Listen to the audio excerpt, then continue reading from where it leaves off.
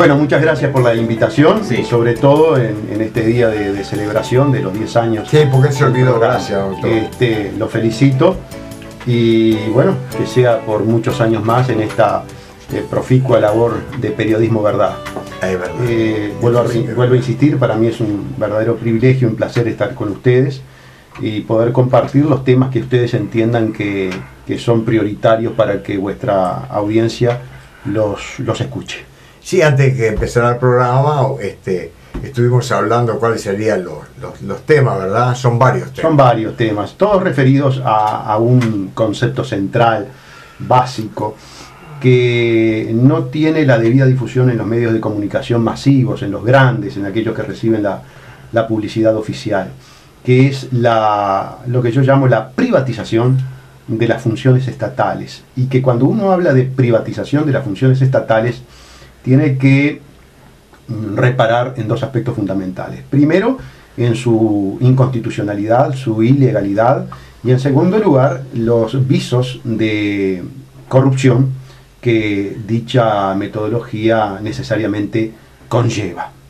Vamos a explicar y vamos a dar ejemplos de lo que nosotros entendemos que es la privatización de las funciones estatales y que resulta absolutamente paradójico que una fuerza política que se caracterizó por llevar adelante consultas populares, mecanismos de democracia directa para impedir el proceso privatizador de los partidos tradicionales, una vez que obtuvo la administración de gobierno, ya no privatiza empresas, ya no privatiza entes, sino que lisa y llanamente privatiza la función estatal.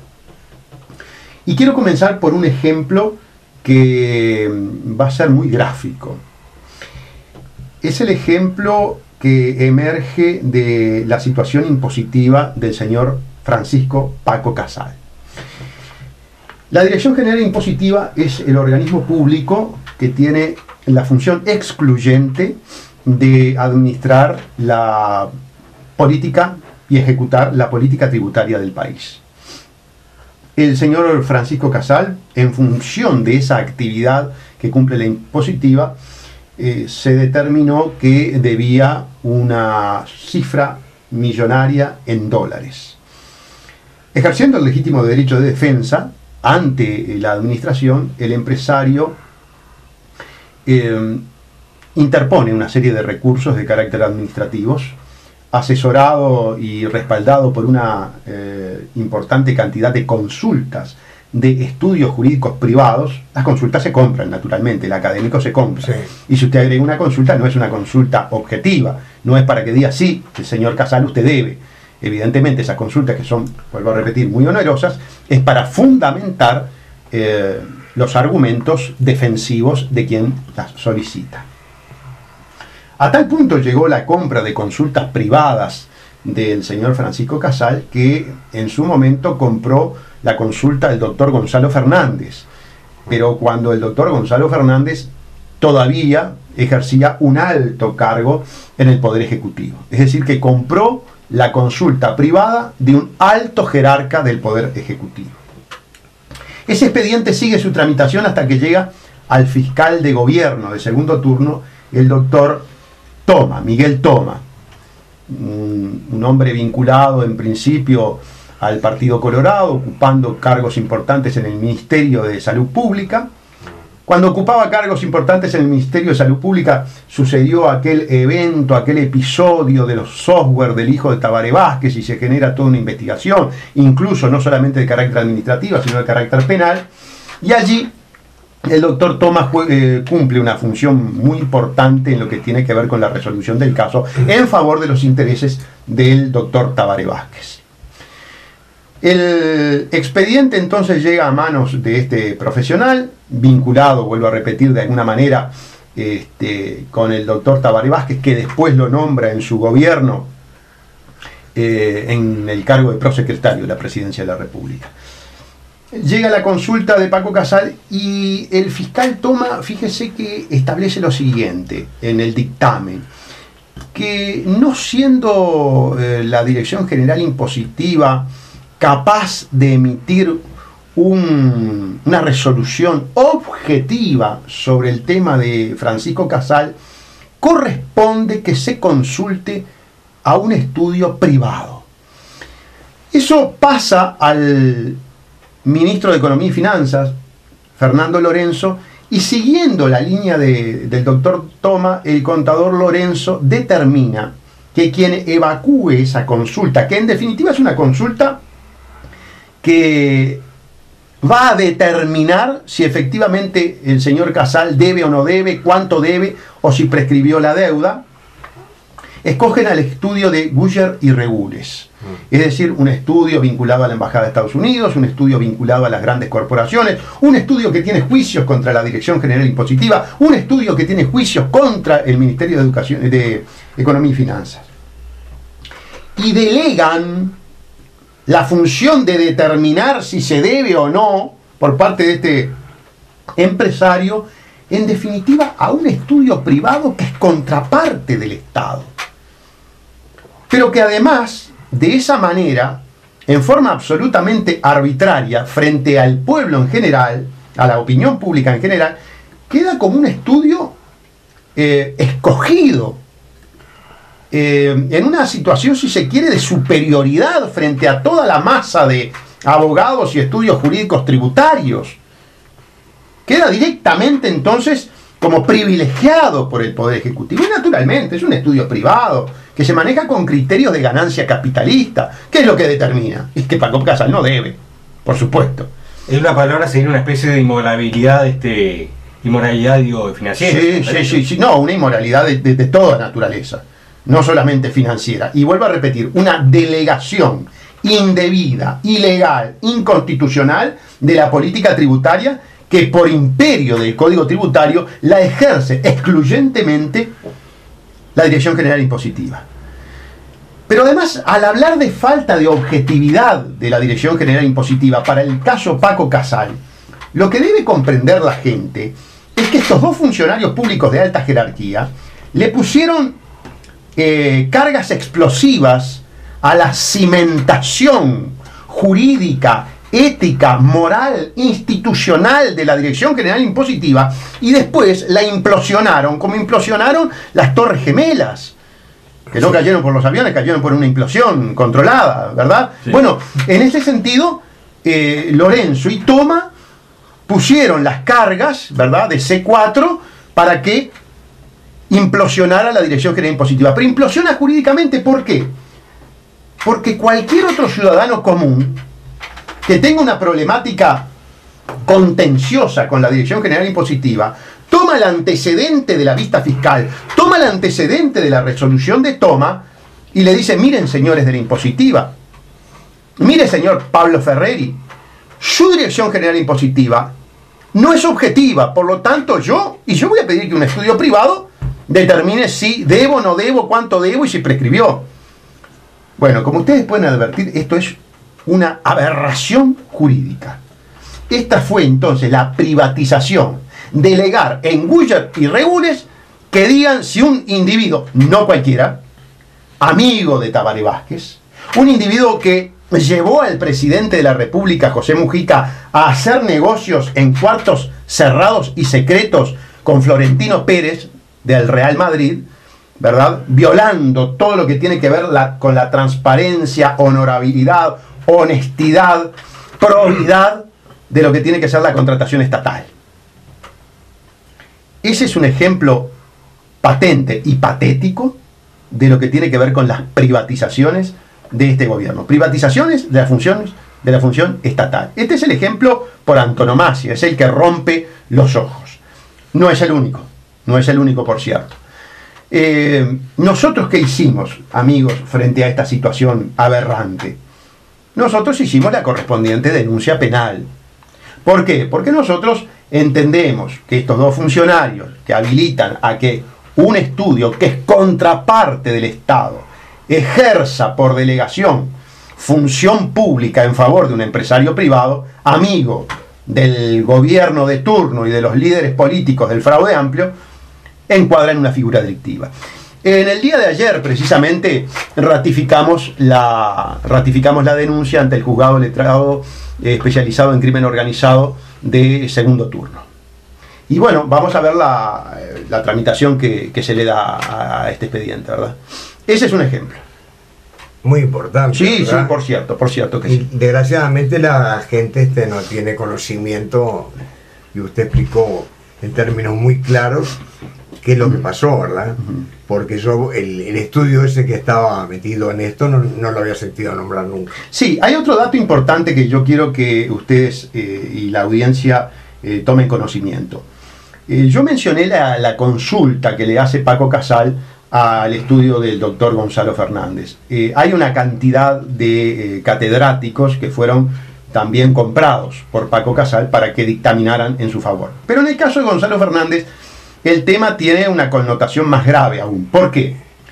Porque antes de emitir la consulta comprada por Paco Casal, yo demostré en un expediente penal, a través de las declaraciones del director general de rentas, el señor Hernández, que el doctor Gonzalo Fernández se había interesado personalmente por el caso de Paco Casal.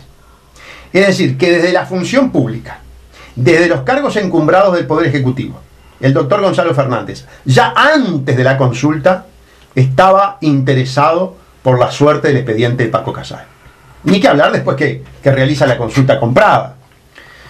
Todo esto muestra una falta de transparencia absoluta, y todo esto muestra además algo que debe irritar al ciudadano común, que es la violación de la igualdad de los ciudadanos ante la ley. Aquí hay hijos y entenados, aquí hay amigos, aquí hay hermanos de la fraternidad, aquí hay brokers económicos financieros que tienen un tratamiento diferente. Yo ya lo había evidenciado con la denuncia de Fripur. Sí. ¿Se acuerdan que yo denuncié a Fripur por el tema de la banda presidencial? Terminó en el archivo que pide el doctor Percivale y que ejecuta en definitiva el juez Díaz. De allí surge también aquella puja entre los dos magistrados para llegar a fiscal de corte. Puja que la gana el doctor Díaz, y hoy es el fiscal de corte. Pero claro, el ciudadano común, que no está en la cocina de los juzgados y de todo esto, como está uno por razones profesionales, ignora que sucedan este tipo de episodios que evidentemente tornan muy opaca la función pública en este gobierno del fraude. Y también ignora porque los medios, como usted sabe muy bien, doctor Saller, están todos comprados. La gran mayoría están comprados. Sí, la gran mayoría. La mayoría habla un 96%, 97% Sí, más o menos, sí, por ciento. Sí, y en ese sentido tenemos una autocensura, tenemos un ninguneo a todo lo que tiene que ver con la difusión de nuestras denuncias muy grandes. Por eso yo agradezco este tipo de espacios que ustedes nos brindan. Claro, pues le voy a hacer una pregunta. Sí, bueno. Yo por lo menos nunca lo vi. Ustedes nunca lo invitaron, ¿no? A los canales tradicionales, vamos a decir. Al ¿verdad? 10, al 12, al 4. No. Sí, para no dar nombres. No. Yo diría que en los últimos No. 5 años he sido absolutamente ignorado, pese a que nuestras denuncias han sido de las más relevantes. Por eso. Desde el punto de vista institucional. Estamos Pero, hablando, por ejemplo, de algún caso de alguna nota para algún informativo. Bueno, quizás, eso sí. seguramente, ¿no? Muy cortita. No Sí, entero sí. como decir, tú Ahí va, sale ahí va, seguro. sí, muy cortita, De ¿verdad? juzgado, Donde ¿no? yo no pueda argumentar, donde yo Claro. no pueda extenderme en la fundamentación. Sí. Pero efectivamente he sufrido una censura importantísima.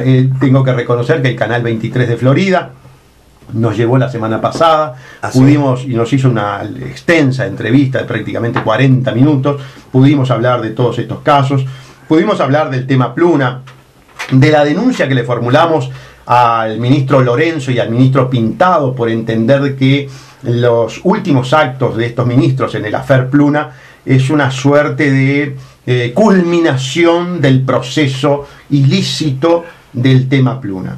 Me gustaría explicárselo a la Eso. audiencia, Le iba a pedir ese favor. el tema Pluna.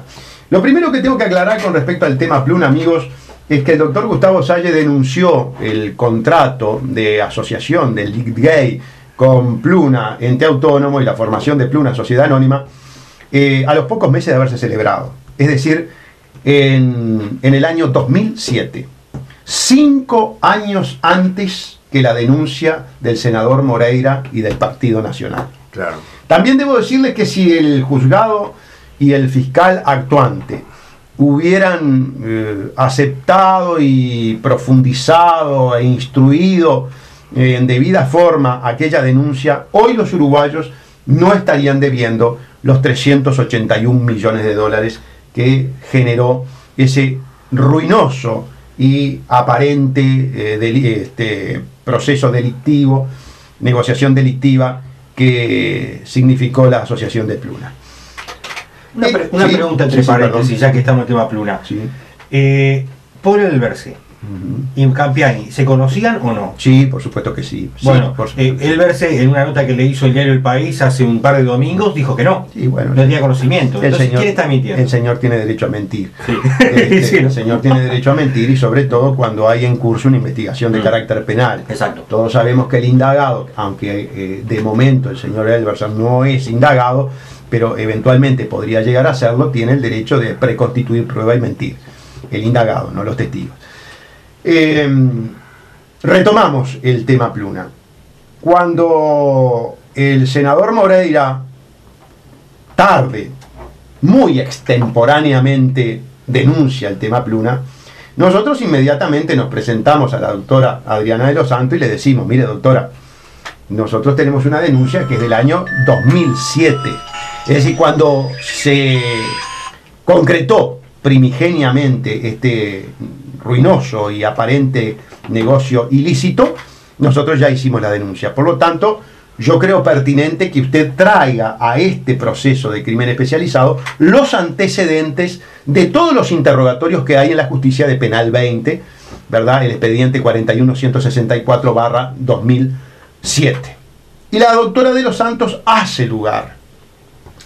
Nosotros inclusive le pedimos a la doctora de los Santos que incluya también en la instrucción presumarial un expediente civil, medidas de carácter preparatoria que nosotros solicitamos a la justicia con el ánimo de llegar a la posibilidad de que se interviniera Pluna antes de todo este proceso ruinoso.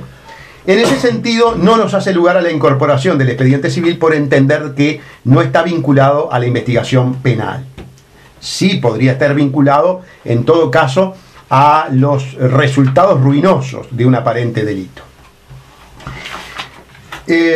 Por lo tanto, en la investigación actual de crimen especializado está la denuncia nuestra del año 2007 y están todas las testificaciones de aquella época, que son muy importantes, porque pasaron 5 años de aquellas declaraciones.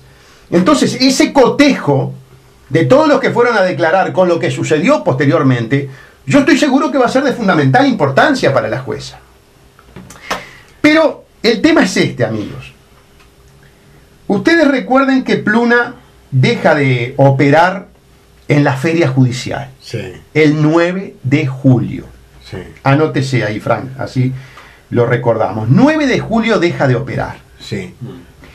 El 15 de junio, o sea, 24 días antes de dejar de operar, el ministro de Economía y Finanzas, Fernando Lorenzo, y el ministro de Transporte y Obras Públicas, Enrique Pintado, firman lo que se llama un memorándum de entendimiento, en el que las partes son Pluna, Sociedad Anónima, Lidgate, Investment Corp, el Estado, representado por Lorenzo y Pintado. ¿Cuál es la causa jurídica de ese contrato? Dicen, según lo establece el propio documento que nosotros agregamos en la investigación penal, que es para viabilizar los caminos que permitan competir a Pluna en la región.